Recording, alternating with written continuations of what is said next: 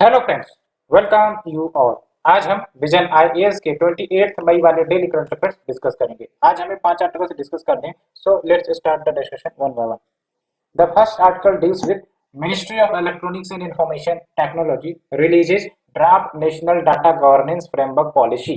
तो इस ड्राफ्ट के बारे में हमें डिस्कस करनी है, क्या ऑब्जेक्टिव है इस ड्राफ्ट का एंड क्या की हाईलाइट्स है उसे हम देखेंगे। लेकिन सबसे पहले we look at the syllabus first.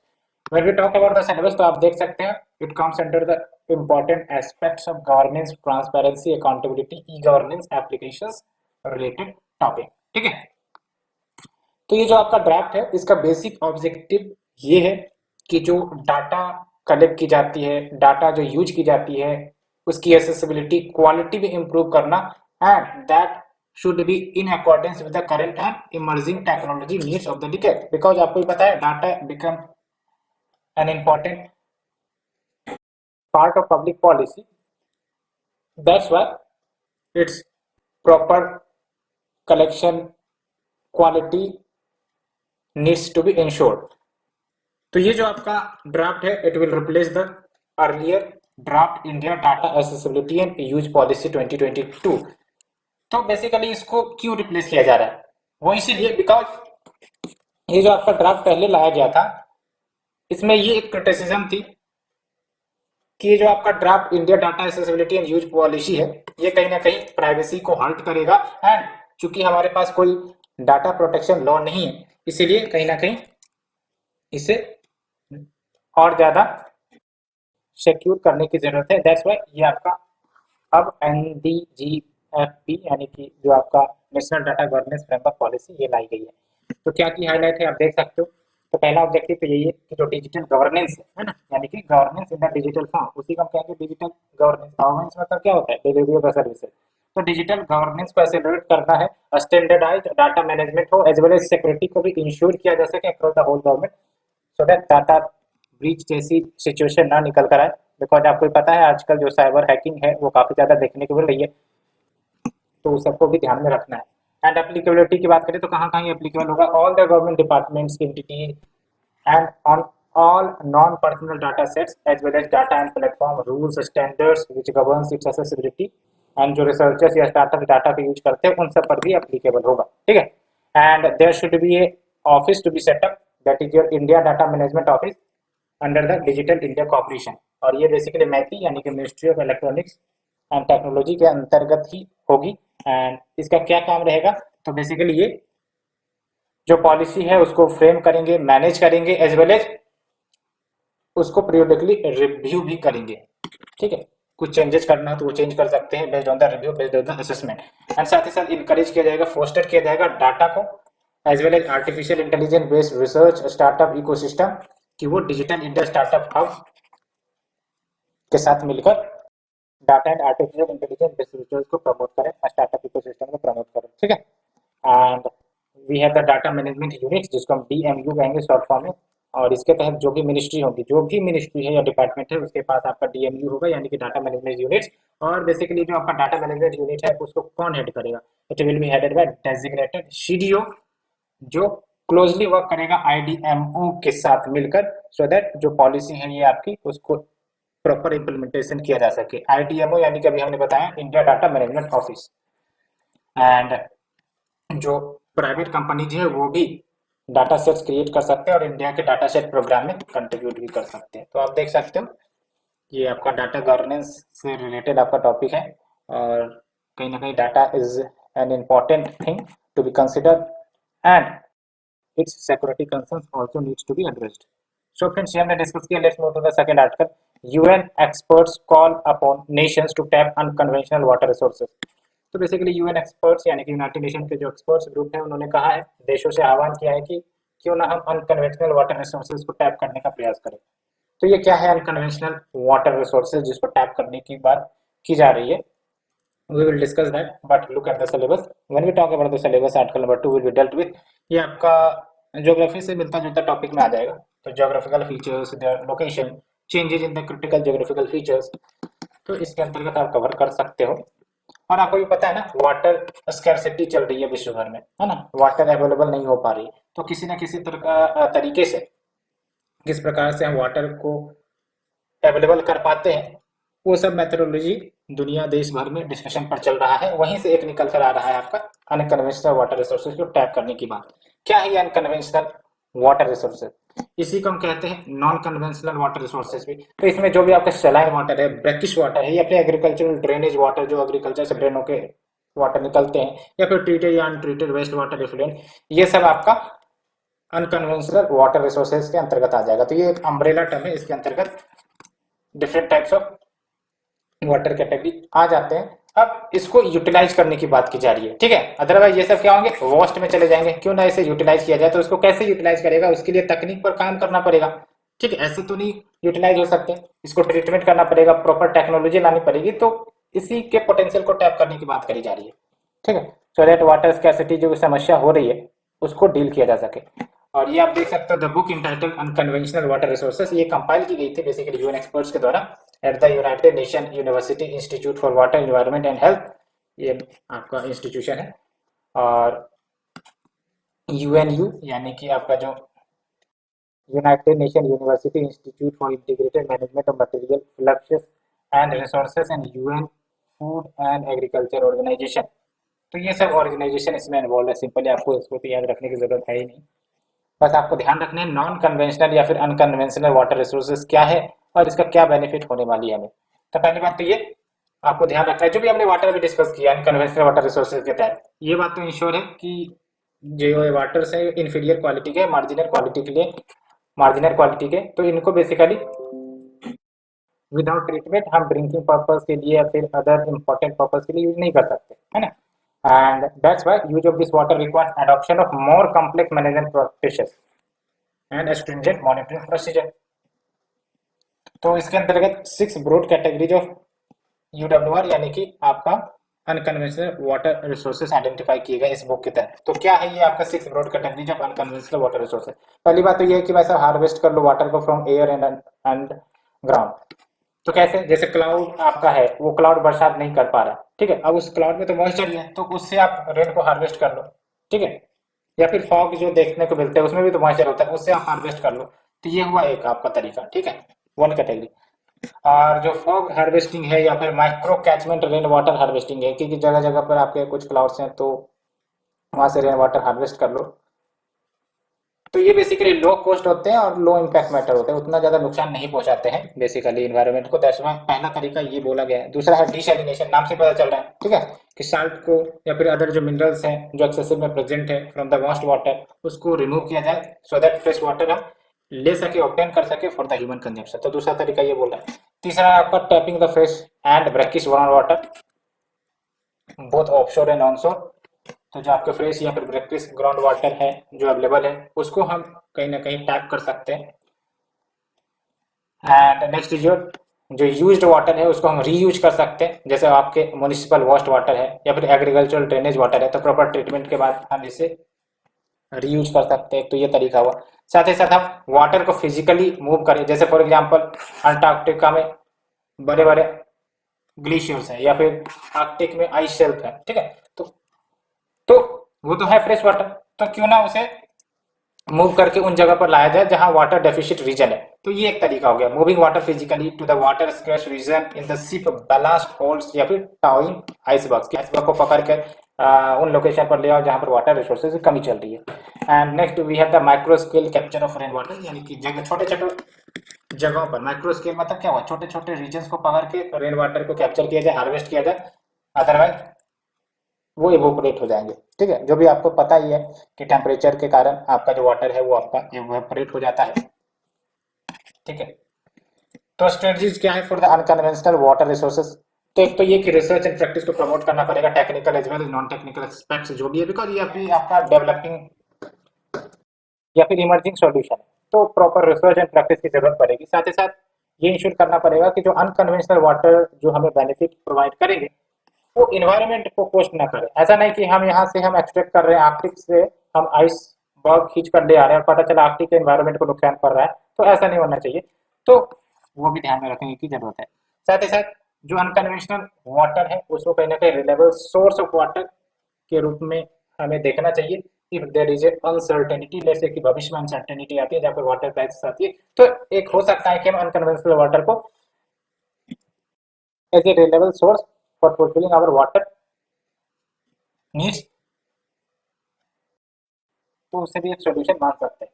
तो यहाँ पर आप देख लो, supporting complementary and multi-dimensional approaches such as addressing water scarcity and climate change together। तो ये तो बेसिकली जो भी वाटर स्कैर्सिटी की समस्याएं हैं या फिर क्लाइमेट चेंज के जो भी समस्याएं हो रही हैं उन सबको एक साथ एड्रेस करने की बात की गई है। तो ये हमने फ्रेंड्स सेकेंड आर्टिकल डिस्कस किया। Let's move to the third article.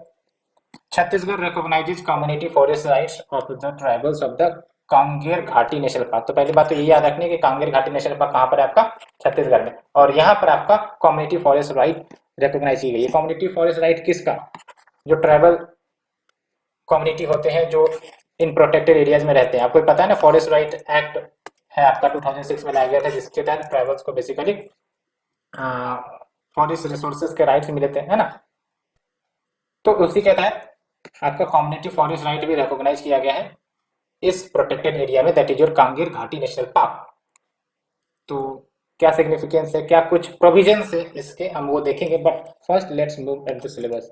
तो when we talk about the syllabus, आप अभी बताओ कौन से टॉपिक में कवर होगा। It will be covered under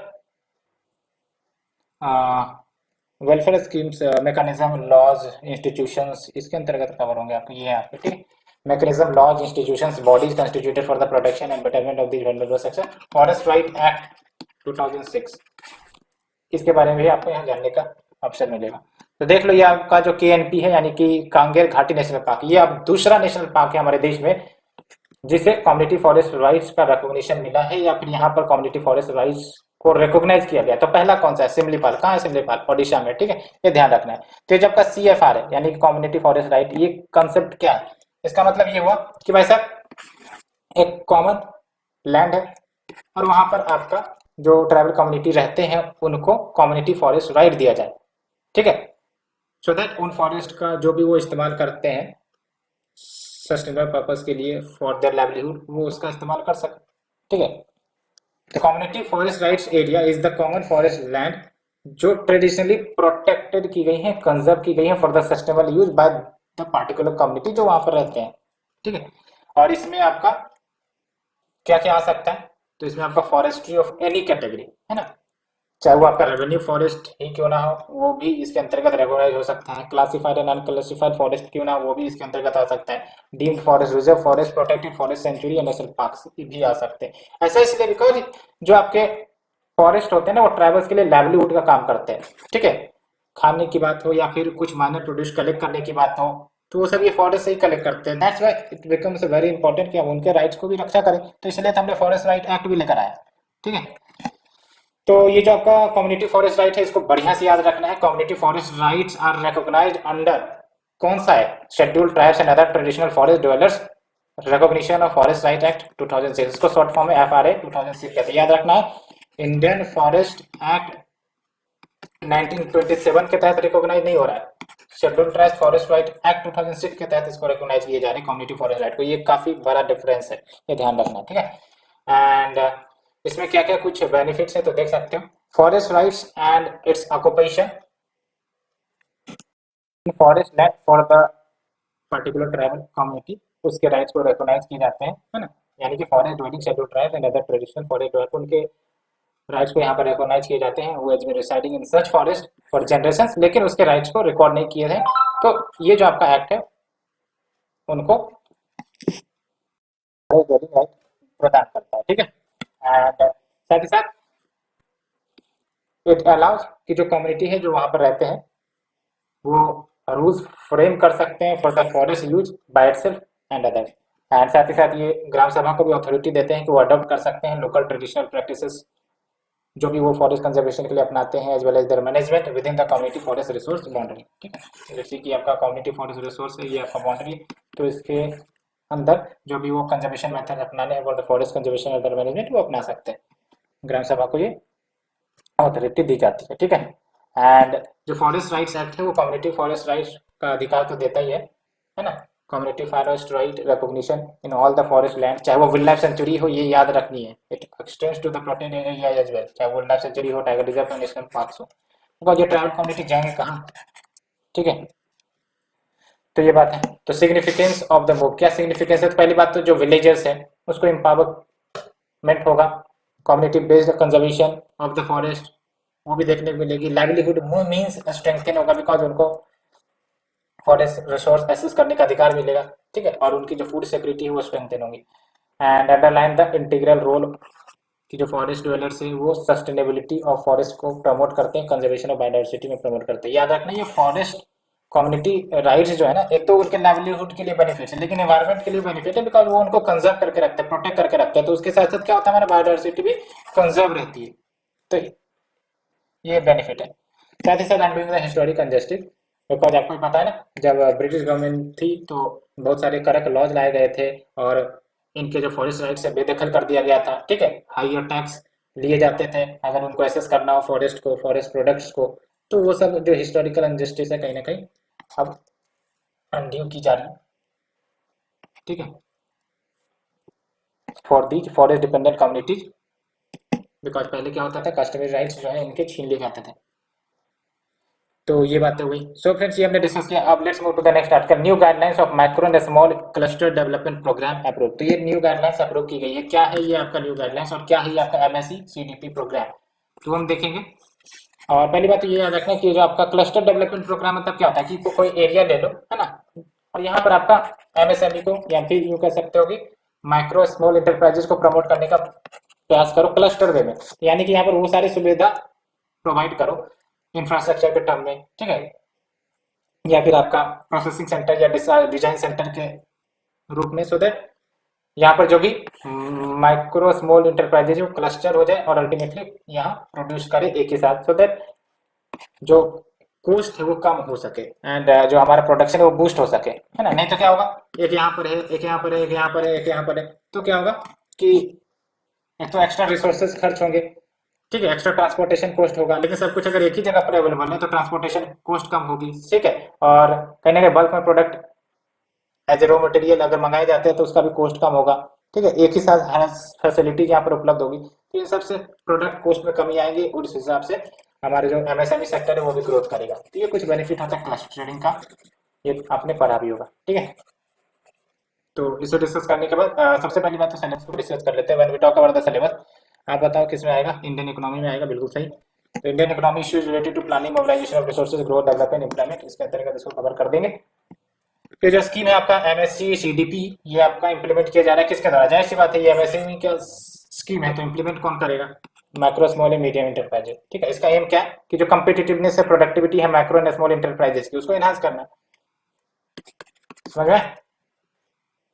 तो इसके लिए या इस स्कीम के तहत सेंटर जो फाइनेंशियल असिस्टेंस प्रोवाइड करता है, क्या financial assistance, common facility centre को एस्टेब्लिश करने के लिए फाइनेंशियल असिस्टेंस प्रोवाइड करता है सेंटर। इसके तहत क्या होते हैं टेंजेबल एसेट्स क्रिएट कर दिए जाएंगे, जैसे आपका कॉमन प्रोडक्शन या प्रोसेसिंग सेंटर जिसका इस्तेमाल एमएसएमई कर सकते हैं, डिजाइन सेंटर जिसका इस्तेमाल एमएसएमई कर सकते हैं, तो इनसे क्या होगा इनका कॉस्ट कम होगा, ठीक है। और ये आपका सेटअप करने के लिए फाइनेंशियल असिस्टेंट कौन प्रोवाइड कर रहा है, सेंट्रल गवर्नमेंट, है ना। दैट्स व्हाई ये एमएसएमई को प्रमोट करने के लिए इंपॉर्टेंट स्कीम है। साथ ही साथ इंफ्रास्ट्रक्चर डेवलपमेंट के लिए भी फाइनेंशियल असिस्टेंट प्रोवाइड की जा रही है, जिससे लैंड के डेवलपमेंट की बात हो, वाटर सप्लाई इंश्योर हो सके, drainage and power distribution, because अगर ये सब अगर एमएसएमई स्टैब्लिश खुद से करने लगे तो कितना ज्यादा कॉस्ट आएगा, है ना। अगर ये गवर्नमेंट प्रोवाइड कर रही है तो इनकी जो कॉस्ट है वो बच जाएगी और आराम से वो यहाँ पर आकर सेटल होकर अपना प्रोडक्शन चालू कर सकते हैं, उनको दूसरे चीजें डेवलप करने की सोचनी नहीं पड़ेगी, आराम से वो अपने प्रोडक्ट डाइवर्सिफिकेशन प्रोडक्ट मैन्युफैक्चरिंग पर फोकस करेंगे, ना कि वो पावर डिस्ट्रीब्यूशन को बिछाने का काम करेंगे, ठीक है। And we have thematic intervention, thematic intervention में जैसे ट्रेनिंग प्रोग्राम्स हो गया, एक्सपोजर विजिट्स हो गया, बिजनेस डेवलपमेंट सर्विस को स्ट्रेंथन करने के लिए भी आपका फाइनेंशियल असिस्टेंस प्रोवाइड की जा रही है। साथ ही साथ देख लो state innovative cluster development programme, इसको भी समर्थन या सपोर्ट किया जा रहा है। And marketing hubs exhibition centres by association, so that जो भी इनके प्रोडक्ट बनाए जाते हैं उसका प्रचार प्रसार हो सके और लोग उससे अट्रैक्ट हो सके और खरीद सके, उनके प्रोडक्ट प्रमोट हो सके। बिकॉज प्रोडक्ट बनाना वो ठीक बात है, प्रोडक्ट की मार्केटिंग भी एक बहुत इंपॉर्टेंट रोल प्ले करती है, तभी जाके प्रोडक्ट बिकेंगे, ब्रांडिंग जिसको हम कहते हैं ना। तो क्या रिसेंट मॉडिफिकेशन होगा देख लो। ये प्रोजेक्ट है, प्रोजेक्ट में आपका कम्युनिटी फैसिलिटी सेंटर जिसके बारे में हमने डिस्कस किया, एक है आपका infrastructure development.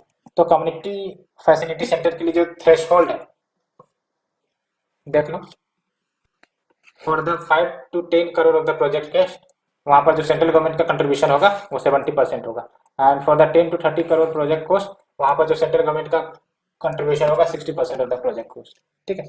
And infrastructure development के लिए आप देख सकते हो, फॉर 5 to 15 करोड़ अगर कोई नया प्रोजेक्ट है तो उसके लिए 60% कंट्रीब्यूशन सेंट्रल गवर्नमेंट करेगी। लेकिन अगर कोई ऑलरेडी आपके इंफ्रास्ट्रक्चर बने हुए हैं उसको अपग्रेड करना है, ठीक है, तो वहां पर आपका 50% of the project cost as a contribution by the centre दिया जाए। वैसे ये आपको याद रखने की जरूरत है ही नहीं, ठीक है। बस इतना याद रखना है कि आपको सेंट्रल गवर्नमेंट की तरफ से फाइनेंशियल कंट्रीब्यूशन दिया जाता है for this development of the infrastructure of the common facility centre, so that MSME अपना प्रोडक्शन को एनहांस कर सके। ठीक है, ये ध्यान रखना है आपको। और यहाँ पर देख लो, there is no cap on different project cost. तो प्रोजेक्ट चाहे कोई भी हो, यहाँ पर आपका कोई कैप नहीं है, लेकिन सेंट्रल गवर्नमेंट असिस्टेंस जो भी वो लिमिट होंगी to the upper threshold only. And additional 10% assistance दिया जाएगा अंडर ईच कैटेगरी, यानी कि इधर में भी और इधर में भी, यानी कि कॉमन फैसिलिटी सेंटर्स और इंफ्रास्ट्रक्चर डेवलपमेंट, यानी कि ये सब जो कंट्रीब्यूशन दिए जा रहे हैं वो तो दिए ही जा रहे हैं। बाकी एडिशनल 10% असिस्टेंट भी दिया जाएगा, लेकिन for what, for whom, for north eastern and hill states, ठीक है, island territories and special districts. Because यहाँ पर इंफ्रास्ट्रक्चर सेटअप करना काफी ज्यादा मुश्किल होता है, काफी ज्यादा कॉस्टली होता है, बिकॉज टेरेन काफी ज्यादा डिफिकल्ट होती है। दैट्स व्हाई एडिशनल असिस्टेंस दिया जाएगा। एंड न्यू गाइडलाइंस वो आपका इंप्लीमेंट होगा during the 15th finance commission cycle. और ये साइकिल कब से शुरू हो रही है, 2021-22 से लेकर 2025-26 तक ये चलेगी। ठीक है। सो फ्रेंड्स, ये हमने डिस्कस किया। Let's move to the last article. Last article deals with the RBI का जो एनुअल रिपोर्ट है फॉर द पीरियड 2021-22 ये रिलीज हुआ है, और इसी में आरबीआई ने कहा है कि structural reforms is the key to improve the India's growth potential. अभी आपको पता है कोविड के बाद से ही कहीं ना कहीं इंडिया की ग्रोथ रेट जो है वो कहीं ना कहीं डिक्लाइन हुई है, बट वो फिर से पिकअप कर रही है। बट कुछ वीकनेस है जिसको सुधारने की जरूरत है, वो है आपका स्ट्रक्चरल रिफॉर्म्स। स्ट्रक्चरल रिफॉर्म्स कहीं ना कहीं काफी अम्ब्रेला टर्म, इसमें बहुत सारे रिफॉर्म्स आ जाते हैं। तो क्या कुछ हाईलाइट है इस रिपोर्ट की वो हम डिस्कस करेंगे। पहले हम सिलेबस देख लेते हैं। When we talk about the syllabus, आप देख लो, Indian economy issues related to planning mobilisation of resources growth development, इसी के अंतर्गत आ जाएगा। इसमें आपका बैंकिंग सेक्टर आ जाएगा बेसिकली। ठीक है, तो ये जो रिपोर्ट है आपको ध्यान रखना है, ये एनुअली सबमिट तो की जाती है सेंट्रल गवर्नमेंट को आरबीआई के द्वारा, लेकिन ये आपका आरबीआई एक्ट 1934 के तहत मैंडेटेड है। ठीक है, ये ध्यान रखना है। क्या की हाईलाइट है इस रिपोर्ट का, पहली बात तो इन्फ्लेशन के बारे में क्या बोला गया है। तो अभी आप देख भी रहे होंगे, जो हेडलाइन इन्फ्लेशन है, हेडलाइन मतलब जिसमें फूड एंड फ्यूल प्राइसेस को हम इंक्लूड करते हैं उसको कहते हैं हेडलाइन इन्फ्लेशन। ये ऑलरेडी टारगेट को ब्रीच कर चुका है। हम लोग का टारगेट क्या होता है, 4%, और 4% पे प्लस माइनस 2 कर सकते हैं, यानी कि 2 से लेकर 6% का हमारा टारगेट होता है। अभी देख लो 6.2% ब्रीच हो चुका है Q4 में। 4 क्वार्टर होते हैं बेसिकली, आपको पता है, 3-3 महीने का। तो अप्रैल, मई, जून, जुलाई, अगस्त, सितंबर, अक्टूबर, नवंबर, दिसंबर, जनवरी, फरवरी, मार्च, ये आपका 4 क्वार्टर होता है। ठीक है, तो Q4 में ऑलरेडी ये जो आपका हेडलाइन इन्फ्लेशन है वो ब्रीच हो चुका है। एंड कहीं ना कहीं जो मॉनेटरी पॉलिसी है जो आरबीआई कंडक्ट करती है टू कंट्रोल द इन्फ्लेशन, वो चैलेंजिंग है, because already it has crossed. तो इसका मतलब क्या हुआ, इन्फ्लेशन ज्यादा है तो आरबीआई क्या करेगा, आरबीआई मनी सप्लाई जो है इकोनॉमी से बाहर निकालेगा, लिक्विडिटी को शक करेगा। ठीक है, तो that's why to bring down the inflation RBI ने लगभग, आप देख सकते हो, 2.2 ट्रिलियन रुपीज को विद्रॉ किया फ्रॉम द सिस्टम। एंड साथ ही साथ जो सीआरआर आरबीआई ने कम की थी कोविड पीरियड में, उसको प्री पेंडेमिक लेवल पर किया है, सो दैट इन्फ्लेशन को हम कम कर सके। ये आपको समझ में आनी चाहिए कि जब हम सीआरआर की बात करते हैं तो कैश रिजर्व रेशियो कहते हैं। इसमें बैंकों को रखना पड़ता है एक certain percentage of their deposit as a CRR, उसको कहीं खर्च नहीं कर सकता। ठीक है, ना ही इसको इंटरेस्ट में दे सकता है। तो अभी आपका इन्फ्लेशन चल रहा है, तो इन्फ्लेशन के समय में आप बताओ सीआरआर को बढ़ानी चाहिए या फिर घटानी चाहिए। आपको मनी सप्लाई को बाहर निकालना है इकोनॉमी से, तो सीआरआर बढ़ानी चाहिए कि घटानी चाहिए, तो बढ़ानी चाहिए, सिंपल सा बात है। तो दैट्स व्हाई सीआरआर को बढ़ाया गया है, प्री पेंडेमिक लेवल पर किया गया है, सो दैट हम इन्फ्लेशन को कम कर सके। ठीक है, एंड ओपन मार्केट ऑपरेशन भी किए गए। ये सब आरबीआई का टूल ही है, monetary policy tool. Open market operation, CRR कम कर दो, एसएलआर कम कर दो, है ना, ये सब कुछ टूल्स ही है। एंड देख लो सरप्लस ट्रांसफर, तो वैसे तो आरबीआई के इनकम में 20% का इजाफा हुआ था, लेकिन लोअर सरप्लस ट्रांसफर देखने को मिला from the RBI to government, लगभग 30,307.45 करोड़ रुपए का ही शार्प इंक्रीज देखने को मिली थी कंटीजेंसी फंड में, यानी कि इमरजेंसी फंड में, यानी कि जो पैसे है मेजोरिटी ऑफ कंटीजेंसी फंड में चला गया था।